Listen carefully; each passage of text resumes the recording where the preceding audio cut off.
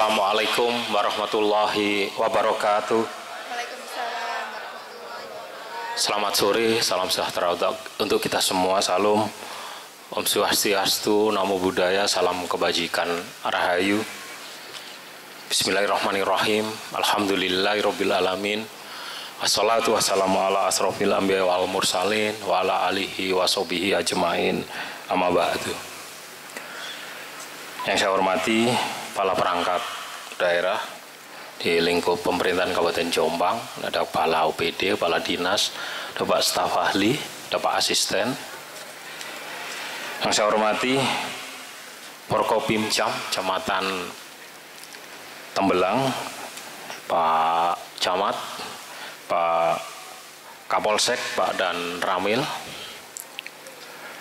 Yang saya hormati tokoh agama, tokoh masyarakat, para kiai, para alim ulama, engkang kawula taati.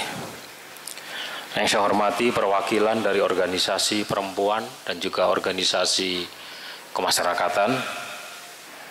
Yang saya hormati para kepala desa, delegasi desa, korwilker pendidikan, kepala sekolah, kepala puskesmas, kepala KUA, kemudian juga dari BPD, serta hadirin hadirat undangan yang berbahagia yang tidak bisa saya sebutkan satu persatu, namun demikian tidak mengurangi rasa hormat kami sedikit pun. Pertama-tama puji dan syukur mari kita panjatkan kehadirat Allah Subhanahu wa taala, Tuhan yang Maha Kuasa, karena atas rahmat atas hidayahnya pada sore hari ini kita bisa berkumpul di tempat ini, di kantor Kecamatan Tembelang dalam keadaan sehat walafiat. Salawat dan salam semoga tercurah pada junjungan kita Nabi besar Muhammad Sallallahu Alaihi Wasallam. Bapak Ibu sekalian, tadi disampaikan oleh Pak Camat, secara resmi memang saya baru sekali ini datang di Kecamatan Tembelang. Kalau lewat sih sudah sering ya, tapi secara resmi bertemu dengan Bapak Ibu sekalian baru sekali ini. Dan nanti mohon bisa dijadwalkan jadwal saya Bulik Sospa, Bupati Tilik Desa naik Vespa, karena Kecamatan Tembelang belum pernah saya datangi. Dan nanti kita bisa saya menyerap aspirasi warga. Kalau ini kan terbatas yang hadir, nanti saya bisa berkunjung ke proyek yang sedang berjalan atau yang mana tadi yang disebutkan oleh Pak Camat yang belum diakomodir oleh pemerintah kabupaten, termasuk pendopo ya, pendopo kecamatan belum terbangun di sini. Nah, monggo, kalau bagi saya semua aspirasi warga saya dengarkan. Semua warga yang mau datang mau ketemu saya, nggak pernah ada yang saya tolak, semua saya terima. Namun demikian Pak Bupati ini kan juga waktunya terbatas. Sampai hari ini saja masih ke sini, sampai sore ini sudah jam berapa ini? Jam 3 kita harus ke sini. Dan tetap saya upayakan untuk bisa datang supaya saya bisa bertemu dengan Bapak Ibu sekalian. Saya memang agak kurang sehat, beberapa hari ini saya batuk dan agak ngerges ya. Tapi ini karena tanggung jawab saya tetap datang. Sebetulnya saya tinggal wakilkan juga bisa. Bisa nggak? Bisa, wong saya bupatinya, tinggal suruh aja Pak Sekda anak berangkat ke Tembelang, atau Pak staf ahli, Pak Soleh aja yang berangkat. Bisa nggak? Bisa. Saya tinggal tidur aja di pendopo, boleh nggak? Boleh, siapa yang nggak ada yang larang. Tapi kan nggak saya lakukan. Untuk apa? Karena saya pengen ketemu warga, pengen menyerap aspirasi warga, walaupun rotok-rotok sakit sedikit nggak apa-apa. Tapi begitu ketemu panjenengan sedoyo dalam keadaan cerah, hilang semua rasa sakit nih. Alhamdulillah. Iya, Bapak Ibu sekalian, karena ini bagian dari tanggung jawab. Saya sudah 2 minggu saya jadi PJ Bupati Jombang ini, saya sudah sampai di Pelandaan, di desa yang namanya Kedung Dendeng. Panjenengan sedoyo belum pernah datang ke sana. Sudah pernah belum? Nah, Kedung Dendeng, kemudian mana di Wonosalam. Kedung Dendeng saya baru masuk sana itu dalam hati saya, masih ada ya di Jombang desa yang jalannya kayak begini. Jalannya masih jembrot tapi karena harus melalui hutan. dan itu memang milik perhutani. Dan saya datang ke sana, Pak Kepala Dusunnya itu sudah protes sama saya. Pak Bupati katanya, jangan hanya ini, mohon diperhatikan, mohon segera dibangun, diperbaiki dan sebagainya. Jangan hanya alun-alun aja Pak yang ditandani. Dalam hati saya, dalam hati loh ini, kan duduk aku. Tapi kan saya nggak ngomong gitu lah. Betul apa kata warga? Apa katanya kepala desanya itu? Oh, itu kalau kepala dinas itu upload di YouTube katanya. Wah, Jombang yang maju, Jombang yang berdaya saing. Berdaya saing opo dalane sih aku sing jembrot katanya. Ayo lo, kepala dinas yang ikut pada nunduk kabeh lo kan. Nih diprotes nih sampai warga nih. Nah, kamu nggak banyakan dengerin sih sampai warga, banyakan urusan politis saja. Nah, kemudian, semuanya saya perhatikan, semuanya saya dengarkan, semua saya akomodir. Nah, tapi semua saya itu pengennya saya kasih semua yang diminta oleh warga, tapi anggarannya juga kalau cukup. Karena terus terang anggaran APBD-nya Jombang berapa sih? 2, sekian kan, 2,7, 2,8, dengan luasan Jombang yang sedemikian luas, jumlah penduduk yang sedemikian banyak, tentu saja tidak cukup. Maka harus ada inovasi-inovasi ya, termasuk ya kalau perlu menggunakan dana yang dari pusat. Nah, kan kita juga punya anggota DPR RI ini yang Jombang. Nah, bisa menggunakan itu. Banyak kemarin dapat masukan dari anggota DPRD, Pak Bupati, kalau bisa ini jangan hanya mengandalkan APBD saja, bisa juga dari APBN, dari provinsi maupun dari pusat. Ya, saya juga banyak jaring, cuman kalau kemudian harus deal-dealan ini yang saya agak males itu, karena nanti ada apa-apa dipanggil sama Gedung Merah Putih kan. Tahu Gedung Merah Putih? Yang di Kuningan Jakarta, KPK. Nah, saya nggak mau ada masalah juga. Oleh karena itu ya tetap kita upayakan, termasuk nanti peningkatan PAD, ya pendapatan asli daerahnya juga harus demikian, harus bisa optimal. Dari mana? Nah, aset-aset kita ini harus bisa kita kelola dengan baik. Aset-aset kita harus bisa kita kelola dengan baik. Untuk apa? Nanti untuk meningkatkan PAD kita. PAD kita itu ya untuk dikembalikan ke masyarakat dalam bentuk pembangunan. Aset-aset kita banyak di Pemda ini yang tidak terkelola, dikuasai ini, dikuasai itu, ya, termasuk Simpang 3 ya. Panjenengan sedaya kan sudah dengar ya, Simpang 3 ya, yang sudah bertahun-tahun nggak mari-mari, nggak selesai-selesai. Oh, zaman saya harus selesai, ya, zaman saya semua harus selesai, nggak ada yang tidak bisa. Mohon maaf, saya sudah diajarkan oleh para pimpinan saya, para senior saya di sana di BIN, ya, intelijen harus bisa apa saja, tidak ada yang tidak bisa. Perlu kan nguras segoro pun juga kudu iso. Sing gak iso itu hanya menghidupkan orang mati dan merubah kitab suci. Nah, berat kan? Harus bisa semuanya. Nah, mudah-mudahan di Jombang ini walaupun hanya saya 1 tahun sebagai PJ, kemudian bisa kita selesaikan dan Jombang bisa berubah ke arah yang lebih baik. Bukan berarti saya menilai bahwa yang sebelumnya tidak baik. Saya nggak pernah mau menilai orang. Yang sebelumnya juga sudah baik, tetapi baik pada eranya. Nah, kalau di era saya harus berubah dong. Makanya ini dengan tanya ini para kepala dinas, kepala UPD ini yang datang siapa saja ini ada Pak Kim, ada Pak Puji, Dr. Puji, siapa lagi? Oh, ini saya evaluasi ini. Kinerjanya saya evaluasi sampai dengan Desember harusnya sudah selesai. Tapi mundur sampai dengan Januari ini masih ada yang belum. Karena pekerjaan banyak, harus datang ke sana, datang ke sini. Lalu saya tanya, kenapa 2023 apa yang Anda capai? Apa kinerja Anda 2023? Serapan anggarannya bagaimana? Bagaimana kinerjanya? Kemudian 2024 apa yang Anda rencanakan?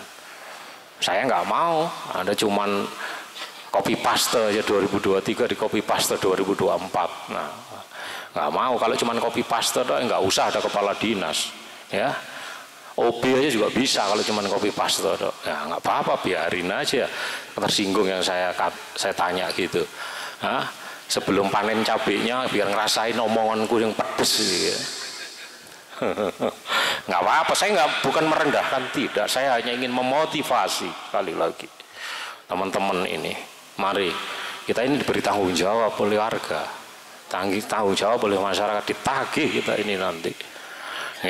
Jadi sekali lagi pada kesempatan hari ini saya bisa hadir di Kecamatan Tembelang ini. Apa-apa yang tadi sudah disampaikan oleh Pak Camat silahkan diajukan. Selama anggarannya cukup, saya nggak akan pernah saya tolak. Jadi mohon menjadi perhatian sebelumnya, saya jadi PJ Bupati itu dilantik tanggal 24 September, Bapak Ibu sekalian. Tanggal 24 September 2023, PAK, ya, perubahan anggaran tahun 2023 itu sudah ketok palu. Artinya sudah diketok oleh yang sebelumnya, saya tinggal melaksanakan saja. Kemudian ya memang prosedurnya seperti itu. APBD 2024 juga demikian. Sudah ketok palu karena 1 tahun sebelumnya dirancang. Artinya bahwa 2024 pun saya ini tinggal melaksanakan saja. Yang ada nanti paling PAK 2024. Perubahan anggaran, tapi perubahan anggaran PAK kan nggak banyak. PAK itu dari mana sih? Kan dari Silpa. Sisa anggaran yang belum terserap sebelumnya menjadi perubahan anggaran, nggak banyak. Tapi yang sudah minta banyak. Salah satunya Pak Camat Tembelang tadi. Nggak apa-apa, bukan berarti saya menyalahkan Pak Camat, oh enggak. Nah, makanya oleh karena itu tugas saya ya harus kita evaluasi mana yang bisa kita prioritaskan. Yang belum bisa dilaksanakan bukan berarti tidak mau kita bantu, tapi mungkin dalam tahap berikutnya. Gitu ya, yang mohon Bapak Ibu sekalian bisa memahami tentang prosedur dan proses penganggaran, politik anggaran itu seperti itu. Gitu. Nah, untuk 2025 menjadi tugas saya. Dan 1 tahun sebelumnya, maka hari ini adalah musrenbang untuk APBD 2025. Maka monggo apa yang menjadi usulannya di 2025, dan itu adalah bagian dan tugas dan tanggung jawab saya sebagai PJ Bupati.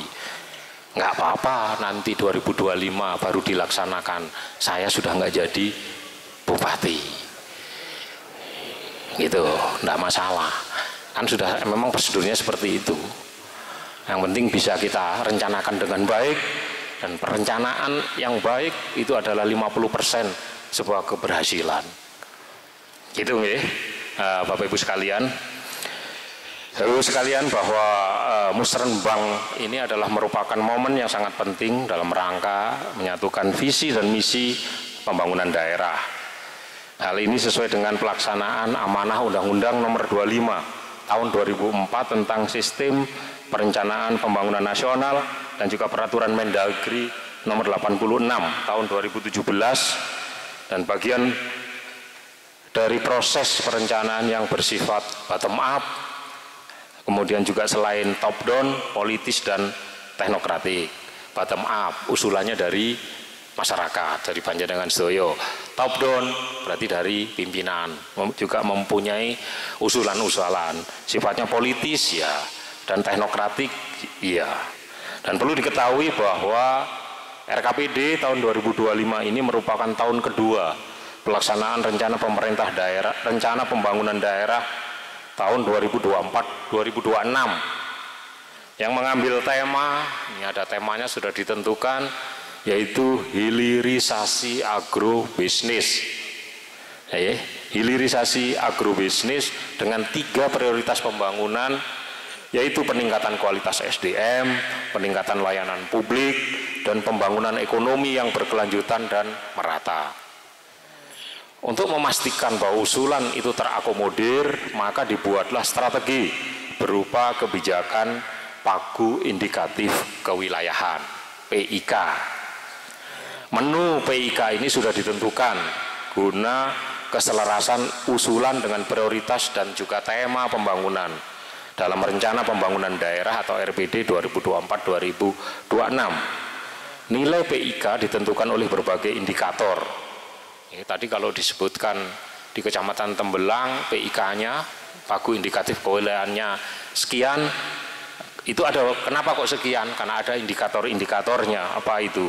Yaitu luas wilayah, jumlah penduduk, jumlah desa, jumlah penduduk miskin ekstrim, kemudian status desa mandiri, jumlah anak yang stunting, luas baku sawah, dan juga panjang jaringan irigasi tingkat usaha tani atau JITUT. Kemudian menu PIK ini dapat dipilih oleh masyarakat. Panjenengan sedaya bisa memilih untuk apa saja. Ya, Pagu Indikatif Kewilayahan itu yaitu untuk penyertaan modal dan BIMTEK BUMDes, pembangunan sanitasi dan air bersih khusus untuk miskin ekstrim dan stunting, kemudian rehab atau pembangunan jaringan, ya, jaringan irigasi tingkat usaha tani atau JITUT, pembangunan sumur dangkal, pelatihan dan bantuan sarana prasarana usaha mikro, pengisian lumbung pangan masyarakat, peningkatan jalan kabupaten, pembangunan atau rehabilitasi JITUT, dan juga jalan kabupaten. Nah, ini disesuaikan dengan program dan prioritasnya PJ Bupati. Saya sebagai PJ ini sudah ditentukan 10 program prioritas. Di antaranya bagaimana bisa menurunkan kemiskinan ekstrim, bagaimana bisa menurunkan angka stunting, bagaimana inflasi, ya, pengendalian inflasi bagaimana, kemudian investasi harus tidak boleh berbelit-belit, kemudian layanan publik demikian, termasuk pemilu ini harus berlangsung baik, lancar dan aman, kerukunan umat beragama dan sebagainya. Ada 10 prioritas yang itu dinilai, dievaluasi oleh Kemendagri setiap 3 bulan. Triwulan pertama saya sudah dievaluasi tanggal 4 Januari 2024 kemarin saya ke Jakarta, di sana dievaluasi ada 106 indikator yang harus saya isi. Kalau dengan lampiran-lampiran dan bukti-buktinya sekitar 300 halaman yang harus saya laporkan ke Kementerian Dalam Negeri, dan saya harus menghadapi 13 evaluator. Mereka itu Inspektorat Jenderal Kementerian Dalam Negeri, 13 evaluator, masing-masing bidang mereka nanya satu-satu ke saya, bidang masalah kemiskinan ekstrim, stunting, kemudian inflasi, investasi, satu-satu nanya. Dan mereka itu bukan orang yang orangnya galak-galak, Bapak Ibu. Bukan orang yang gampang tersenyum. Dan bahkan ada satu evaluator yang killer katanya. Tapi alhamdulillah di Jombang kemarin dapat apresiasi. Dapat apresiasi dalam penanganan dalam stabilitas inflasi. Penanganan inflasi kita yang sudah kita lakukan dan yang kita rencanakan dinilai konkret, dinilai konkret oleh Inspektorat Jenderal Kementerian Dalam Negeri, dan itu orangnya sangat pelit sebetulnya untuk memberikan penilaian. Baru Jombang diberikan apresiasi untuk penanganan inflasi, dan alhamdulillah inflasi di Jombang masih bisa terkendali. Upaya-upaya kita yang sudah kita laksanakan dinilai konkret, diantaranya kita sudah menggelar pasar murah, kemudian operasi pasar, termasuk bantuan untuk biaya transportasi. Jadi antara misalnya bahan pokok itu didatangkan dari jauh, kemudian di Jombang harganya karena transportasinya mahal, maka harganya cukup tinggi. Nah, ini kita bantu dalam transportasinya sehingga terjangkau menggunakan biaya tidak terduga atau BTT. Kemudian cadangan pangan kita Jombang masih punya 139 ton yang kita titipkan di Bulog. Kita membuat namanya warung TPID, tim pengendali inflasi daerah, dengan harga berasnya 10.200 dan boleh dijual paling tinggi 10.900 dengan margin keuntungan 700 rupiah. Para pedagang boleh, tapi tidak boleh lebih dari itu menjualnya. Ini dalam rangka apa? Untuk mengendalikan inflasi, termasuk karena harga beras cukup tinggi kemarin itu, dan juga harga cabai. Nah, upaya kita ya, supaya nanti tidak terjadi inflasi dan termasuk dalam ketahanan pangan, kita membuat perencanaan yang disebut dengan Satgas Gerdu Mapan. Ini diapresiasi oleh Kemendagri, gerakan terpadu mandiri pangan. Kita tahu selama ini, ya saya ngobrolnya sama Dinas Pertanian, bahwa para petani kita, Jombang itu lumbung pangan Pak. Sektor pertaniannya adalah sektor yang sektor unggulan, lumbung pangan. Tetapi kenapa kok pada waktu musim kering, musim paceklik, harga beras mahal? Para petani harus beli beras, menjerit dan sebagainya. Nah itu ternyata para petani kita itu kalau sudah panen itu maunya dilipat jadi duit, ditebasno. Saya ini anaknya petani, biar nggak dimakan tikus sama, nah ditebasin. Istri saya itu juga gitu, mertua saya itu juga petani, guru dan juga petani. Istri saya itu kalau cerita itu marah-marah dia kalau padinya dibawa pulang, gua telan katanya. Padahal, nah ini yang terjadi. Begitu musim kemarau, musim paceklik, ya duitnya udah habis. Nah, duitnya kan untuk konsumtif. Maka kita sedang membuat sebuah gerakan namanya petani nanti mulih nggawa gabah katanya. Harus ada cadangan pangannya, lumbung pangannya di tingkat desa, oke. Mungkin nggak di tingkat rumah-rumah. Makanya ini ada satu anggarannya yang disebut untuk mengisi lumbung pangan. Dulu tuh zaman kecil saya itu masih punya ya lumbung pangan. Tapi sekarang ini saya tanya Dinas Ketahanan Pangan, ada Pak. Nah, beneran itu ada isinya. Ternyata enggak semuanya ada isinya. Nah, saya nggak mau loh ya dilaporkan laporan ABS ya, asal Bapak senang. Saya cek loh nanti. Saya sidak loh nanti.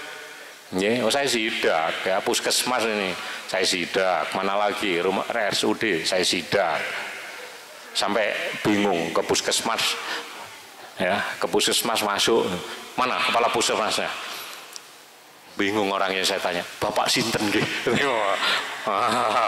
Pelanggar, nggak tahu bupati ini. Nah, sekali lagi ini sebuah program yang kita susun, termasuk gerakan menanam cabai. Para ASN ini sudah diberi bibit kemarin di Pemda untuk menanam cabai, memanfaatkan pekarangannya. Untuk apa? Nah, nanti Pak Camat juga gitu, Pak Kepala Desa juga begitu. Untuk apa? Untuk nanti cabai itu kan 3 bulan bisa dipanen, 3 bulan lagi kita lebaran. Puasa dan lebaran. Biasanya yang naik itu selain beras ya termasuk cabai. Nah nanti kalau pas puasa, lebaran, harga cabai mahal, kita sudah punya tanaman cabai. Paling tidak mengurangi lah sedikit, dan itu bisa mengendalikan tingkat inflasi. Dan ini saya minta untuk terus dikontrol, jangan hanya kemarin tanam, wis mari ngono, wis Pak cabai ini mati kabeh dijarno, enggak ada kayak gitu. Harus dirawat dan nanti bisa dilaporkan pada waktu panen berapa yang bisa kita hasilkan dari situ. Kecil memang, tetapi itu bermanfaat. Ini kemarin termasuk diapresiasi oleh Kementerian Dalam Negeri. Dan alhamdulillah lolos dari evaluasi. Masih lanjut jadi PJ. Kalau nggak berhasil dari evaluasi itu, saya diganti ya Ibu. Diganti enggak. Di beberapa tempat kan banyak yang diganti PJ-nya, mungkin karena nggak berhasil dia dalam program-program selama 3 bulan. Nanti 3 bulan kedua demikian juga, seterusnya sampai dengan 1 tahun maksimal, sampai dengan pelaksanaan pilkada pada bulan November tahun 2024. Nah, Bapak Ibu sekalian, pada perencanaan tahun 2025 ini alokasi pagu indikatif kewilayahan untuk 21 kecamatan. Ya, se-Kabupaten Jombang itu ada 21 kecamatan. Itu naik menjadi 31 miliar 500 juta rupiah. Dan pada Kecamatan Tembelang ini mendapat alokasi PIK sebesar 1 miliar 298 juta 643 291 rupiah. Usulan pembangunan dari masyarakat, ya, selain dari masyarakat, ini juga selain dari jalur PIK ini juga dapat diusulkan melalui jalur politik, yaitu pokirnya anggota DPRD. Ya, yang dapilnya sini tagih itu pokirnya. Nah, anggota DPRD, bantuan keuangan, selain itu juga melalui bantuan keuangan atau BK, melalui OPD baik di tingkat kabupaten maupun di tingkat provinsi. Secara keseluruhan pembangunan di Kecamatan Tembelang tahun 2024 ya, akan dialokasikan secara keseluruhan, akan dialokasikan anggaran sebesar 6 miliar 937 juta 169.656 rupiah. Anggaran tersebut antara lain untuk rehabilitasi jalan, saluran sekunder, pembangunan penerangan jalan, pembangunan jaringan irigasi tingkat usaha tani, dan lain-lain. Ya, saya lupa. Tadi APBD kita kan salah satu sumbernya dari PAD, pendapatan asli daerah.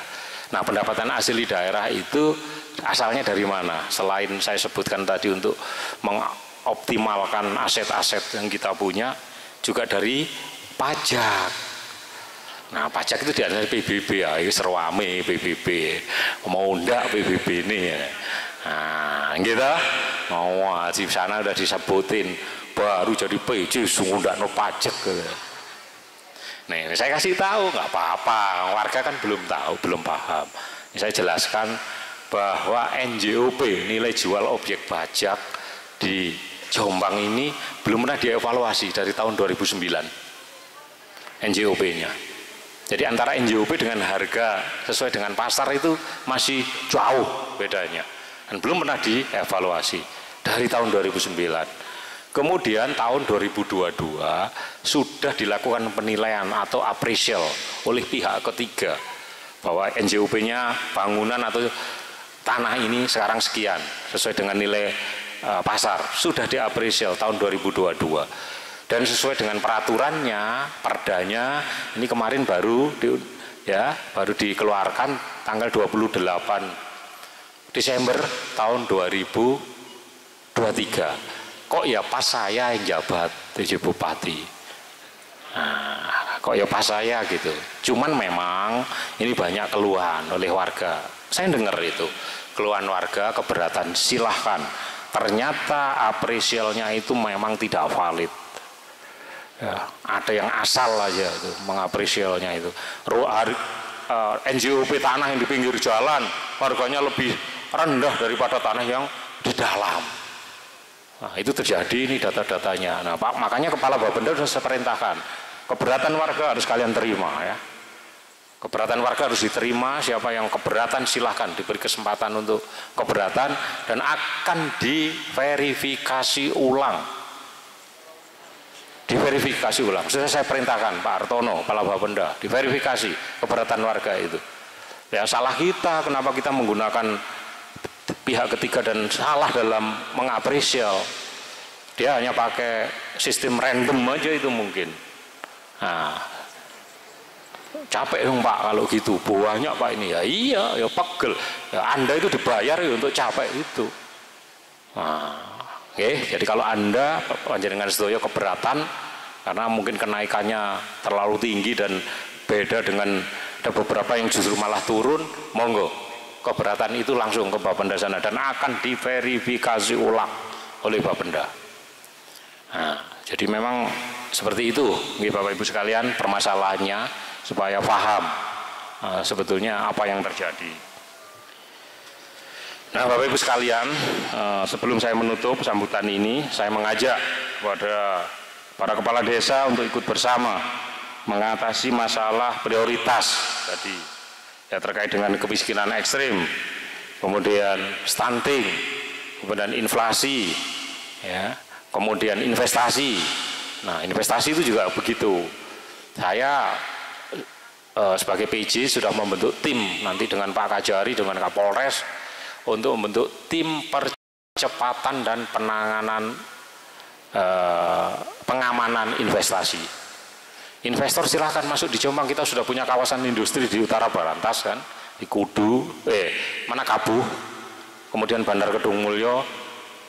Nah, tetapi sekali lagi harus kita jamin keamanannya supaya investor itu mau menanamkan modalnya, membuat usaha di sini, sehingga untuk mengurangi pengangguran, otomatis mengurangi angka kemiskinan ekstrim. Perekonomian kita meningkat, tetapi kan kadang-kadang masih banyak gangguan-gangguannya nih. Gangguan-gangguannya apa? Mafia tanah. Hati-hati nih kepala desa juga nih. Nah, ini akan saya bentuk tim percepatan dan penanganan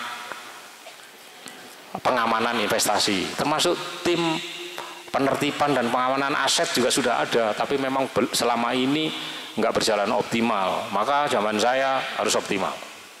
Ya, semua aset Pemda harus kita data, kita tertibkan.